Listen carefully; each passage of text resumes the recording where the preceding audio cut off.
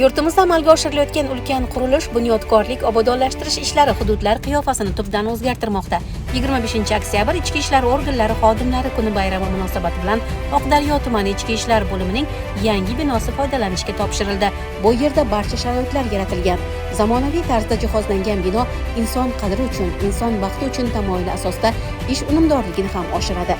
Mazkur inshootning foydalanishga topshirilishida viloyat Ichki ishlar boshqarmasi boshlig'i general-mayor Tohir Aripov, tuman hokimi, keng jamoatchilik vakillari, soha xodimlari va faxriylar ishtirok etdi.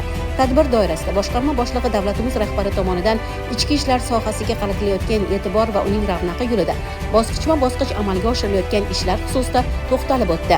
Yurtdoshlarimiz xotirjamligi va farovonligini ta'minlashga xizmat qiluvchi mazkur bino zamonaviy va barcha talablarga javob beradigan tarzda bunyod etilgani alohida e'tirof etildi. Tadbir doirasida bo'lim xodimlari uchun Damas xizmat avtomashinasi va avtobus topshirildi. Shuningdek, 20 ta zamonaviy kompyuter jihozlari, kitoblar jamlanmasi ham xodimlar uchun munosib tuhfa bo'ldi.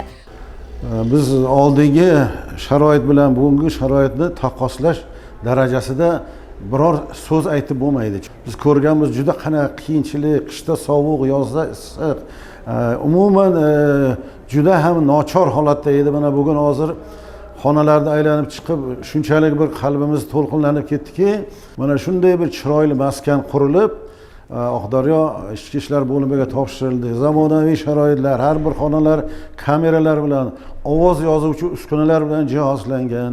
Isitish, sovutish hammasi, yorug'lik, aytda qishda ham, yozda ham bu yerda ishlashga hech qanday kishilarga noqulayliklar sezilmaydi. 2 qavatdan iborat va zaruriy qulayliklarga ega binoda jamoat xavfsizligi bo'limi, xodimlarga psixologik xizmat ko'rsatish xonasi, kutubxona, o'quv xonasi, ma'naviyat ma'rifat xonasi, vatanparvarlik burchagi joy olgan.